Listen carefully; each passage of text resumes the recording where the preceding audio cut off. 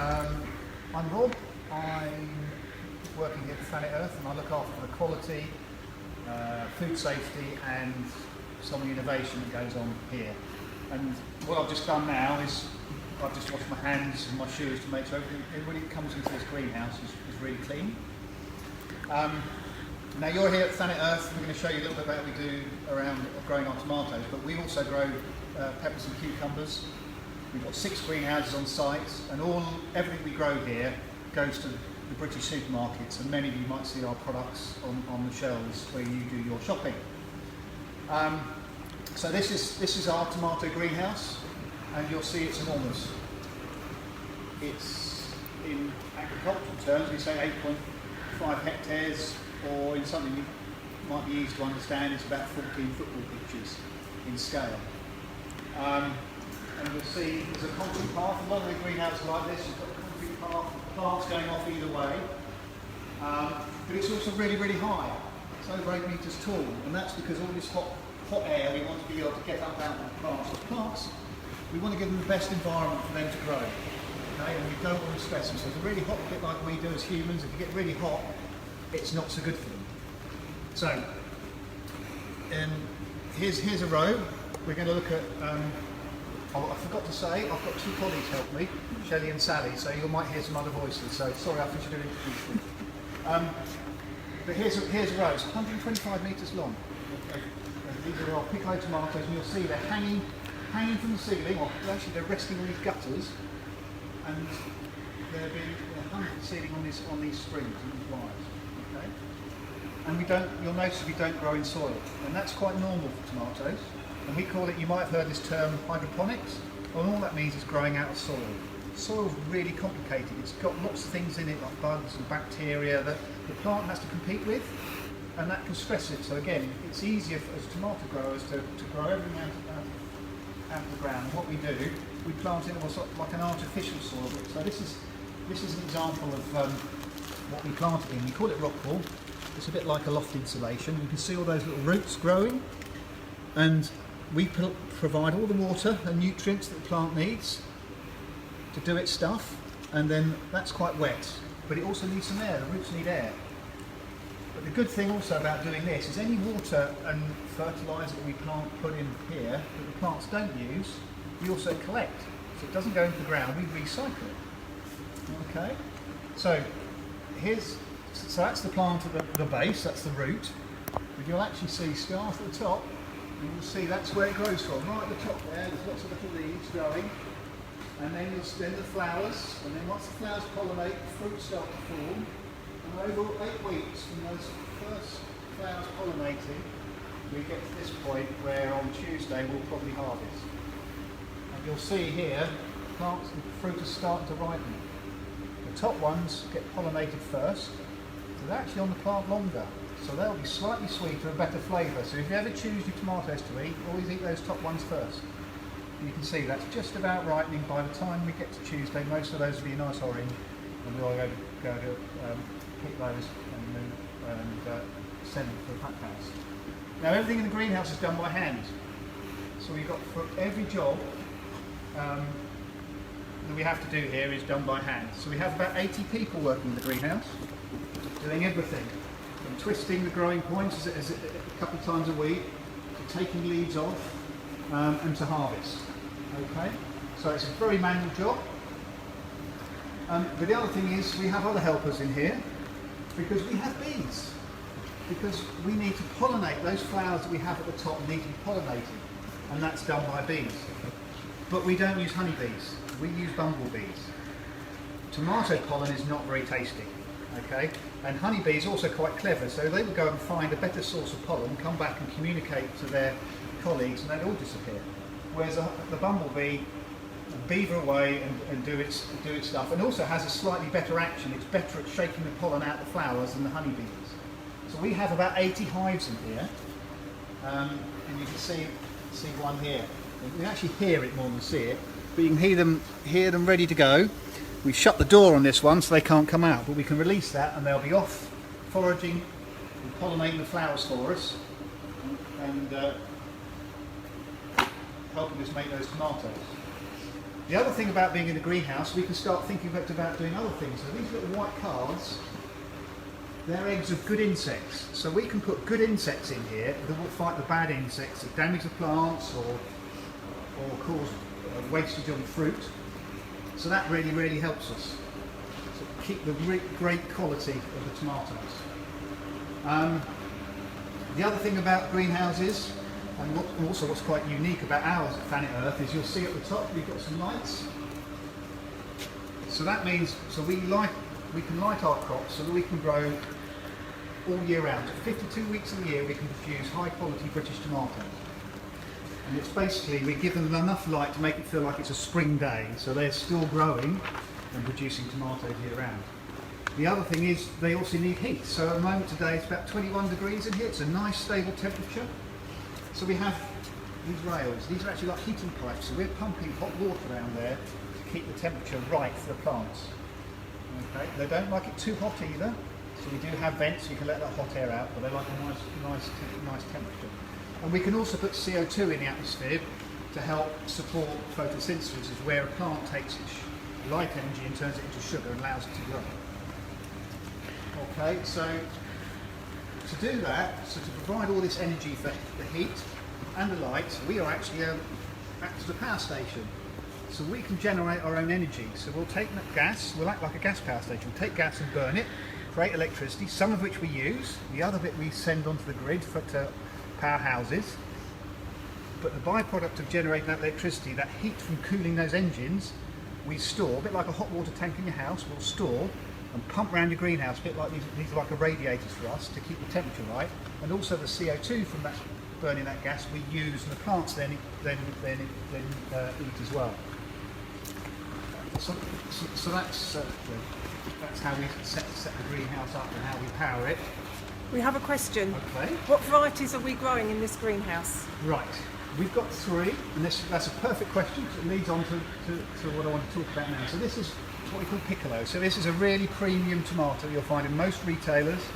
So it's one of the top tomatoes. It's got really powerful flavour. It's quite small, so it's bite-sized. It's got a bit of an acid crunch.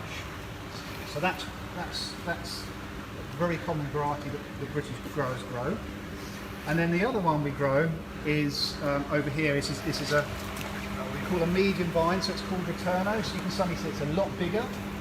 It's not as sweet, but it's more meaty. It's really good general purpose, and you can see this is what it would look like in your supermarket. So you've got a vine of sort of 14, 16 fruit of piccolo, quite small there, and then you've got your sort of 5 fruit of your Returno there. Slightly different usages. You know, you can cut this one up, you can cook with it.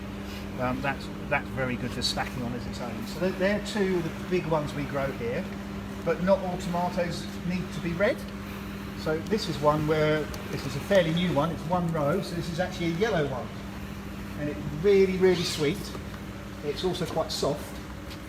So yeah, if you see coloured tomatoes, have a go, because they're not all tomatoes taste the same, they can be very different. When were these plants planted? So these are 20 weeks old.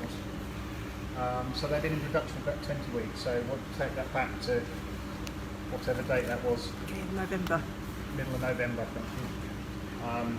So yeah, so they've been producing all through winter, and that's quite a key time, because in January actually a lot of people have had Christmas and then actually want to eat healthy, and tomatoes are a really, really healthy thing to eat, and have salads and do other things with and cook with and things like that. How many tomatoes do you get per plant? Depends on the plant. Obviously smaller tomatoes, you get more tomatoes, but you generally get less kilos. The bigger tomatoes grow more. So, numbers 720. On the little ones. So 720 little tomatoes on a plant in the season. 210. And then 210 for the big ones.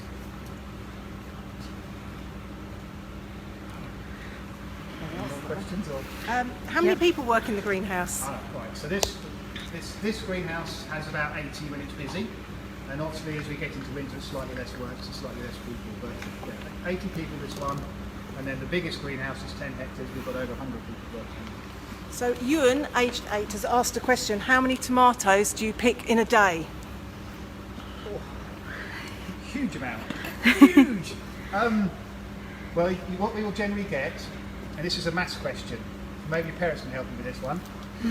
If a hectare is 10,000 square metres, we'll get a kilo, up to a kilo off per metre per week. Okay. Yep, that's fine. And then in the bigger ones, we'll get probably about 1.2, 1.8 kilos. Okay, because they yield more. So yeah, 10,000 times kilos, 10,000 kilos per hectare on the small ones. Okay. How many rows do we have in the greenhouse? Okay. 360. Both sides, one for the 180 on the whole greenhouse. So one side slightly shorter than the other. Should we go and have a look at the top? Yep.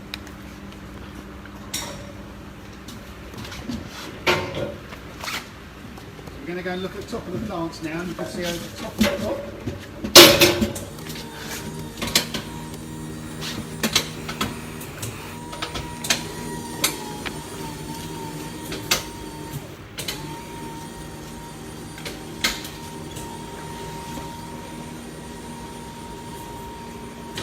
Right, so this is the top of the crop, so you can hopefully see some of the scale of the greenhouse, because when you're in the bottom, when you're down on the path there, you can't really see the scale. Okay, so you can see right as far as the eye can see, you're seeing plants, and they all look the same height, the same size. And that's because as the plant grows from the top here, you can see all these little leaves bunching together. That'll grow, and what the guys do, they'll wrap it round the string as it grows, but they'll also lower the bobbin and move it forward. So the plants always stay at the same height. But that means the top of the plant is very far away from the root where we saw earlier. In fact, that plant can be 20 metres long by the time we finish. Okay?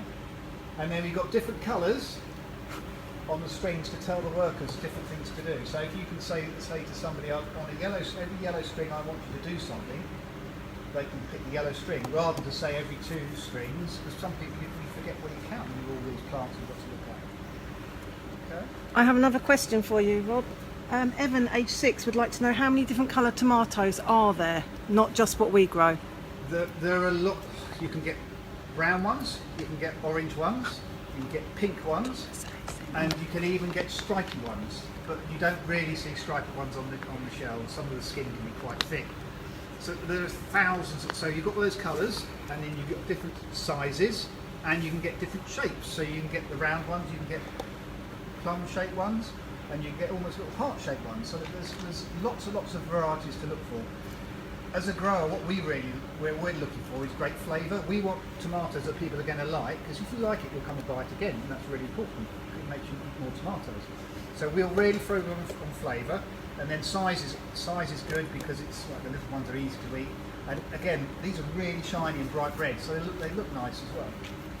Another question from Thomas, age 6. He'd like to say, how much do you sell your tomatoes for, and probably where can he buy them? Right. So we will work to a lot of the major supermarkets, and then it's very much up to them what they'll put their price on the shelf for. We put it into their packaging for them, and they'll put it on the shelves. So most retailers and supermarkets on the high street we will supply. So if you look on the label, 2 things you should look for. Always look for the British flag, because that tells you it's been grown in Britain by a British tomato grower. And British growers we provide about 14% of what we eat in the UK. And they're generally the top tier, the premium quality ones. So look for that, and then on lots of packs it will often say where it's come from. So Thanet Earth, you should see Thanet Earth on the label as well. So do we pack on site, is a question from Lawrence. Yeah. No, yes, Annabelle, sorry. So all the fruit from every greenhouse gets collected, and it gets sent we have a central pack house, we have a central building on site where we pack all our tomatoes, all our peppers and all our cucumbers, and they get sent off to the retailer every day. Another question, Amber Chapman would like to know, what is your favourite tomatoes? Well, for me, it's got to be the... Oh, sorry, favourite way to eat your tomatoes? I just like these ones here. They're just raw, just snack on them, because you can have a little bowl in your desk and just eat them. They're just so easy. and they're good for you. So which is your favourite tomato? Yeah, it's actually got to be the Piccolo.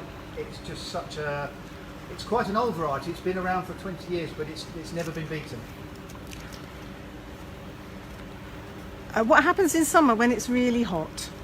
Well, when it's really, really hot, firstly, people come in, the staff come in earlier and do the work before it gets really hot, so they can go home early because it's hot at the end of the day. You'll see there's loads of space above us, and that allows that hot air to get above the plant, so we don't want it sitting in the top here.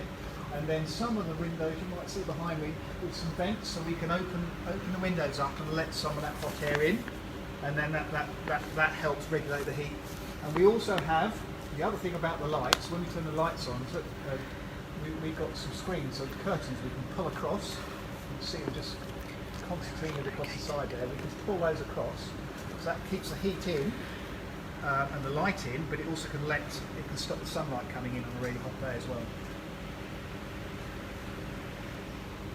Where are you located, and can I buy your tomatoes directly from you? That bit, didn't I? I should have said that when we came in. So at Thanet Earth, we're based in the southeast corner of Kent, near Margate, and we're right on the coast, which is great because it gives some really good temperatures, but it also gives us loads of light, and plants really need light. The more light they get, the better they grow and the more yield they have. So for us, it's a really, really good place to be.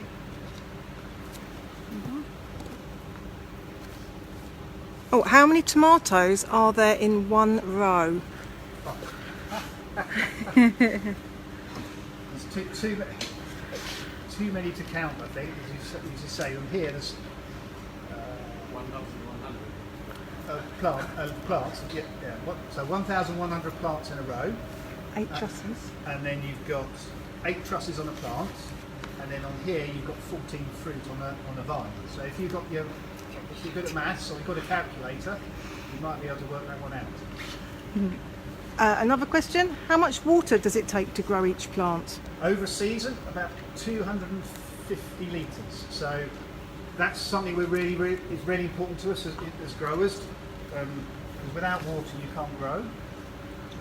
So what we do here at Thanet Earth, we will collect all the rainfall that falls on the roof, not just the greenhouses, but also the pack house. We also collect the rainfall, the water, the fertiliser water that the plants don't use. And we could even collect this condensation, so if it's hot inside and cold outside, we'll get condensation in the glass, and there's another little gutter that collects that water. So we've got over 80% of what we need from water-wise we can get from the rainfall and all this recycling, so we really do look after water.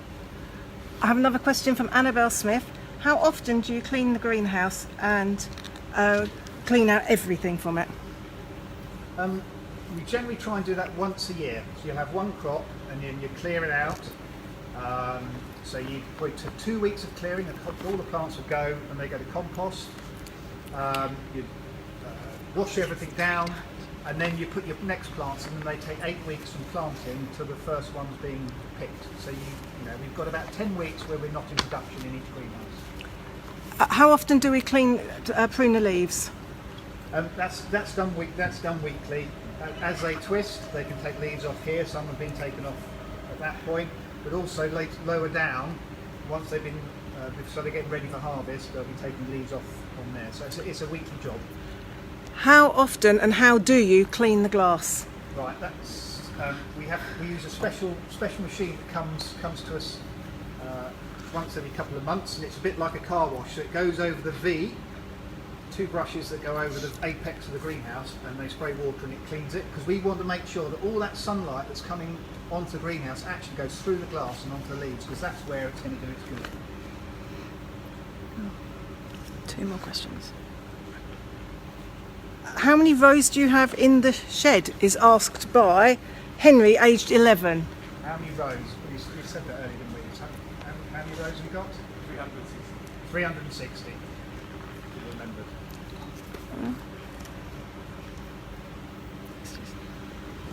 How many bees have you got in the greenhouse? So we have 80 hives. The number of bees changes a little bit over time. So 80 hives, and yeah, I don't know how many bees. I don't actually know how many bees in a hive. We have a very important question here, which I think we need to cover off. Sue Kingsnorth would like to know, do we use any insecticides on the plants? We try not to, because we're putting those good bugs in, we use those first, and they hopefully will do all the work that we need to, so we don't need to use insecticides. Sometimes, you know, and this is the other thing, look, the benefit of having people in the greenhouse, they can spot problems before they get too big, so we can very deal with things in a localised area. So ideally we don't, but sometimes you have to try and protect the crop. One more question for you. Do you use grafted plants? Yes, so there's actually each tomato plant is two types. It's the root is different to the variety, and you do that because the root gives different characteristics. It can give disease control and it makes the plant grow a certain way. And you might want the same root on the Returno, the other variety over there, as to this one, so they grow similarly, but then you put the different variety on the top that gives you the fruit. So that's quite a common, quite a common practice in horticulture. So I'm going to say, so I hope that's been interesting. If you've got more comments, we'll try and pick them up and answer in the chat. I think there's two takeaway tips that I'd like to leave with you. When you're shopping, look for the British flag, okay, and that will tell you if it's British and it should be really tasty tomatoes. The second is, try not to keep them in the fridge, because if they're chilled, the flavour's not as good. So keep them outside. They won't quite last as long, but the flavour will be a lot better. Okay, so, well, hope you enjoyed the little insight into how tomatoes are grown and how we do things here at Thanet Earth. Cheers. Bye-bye.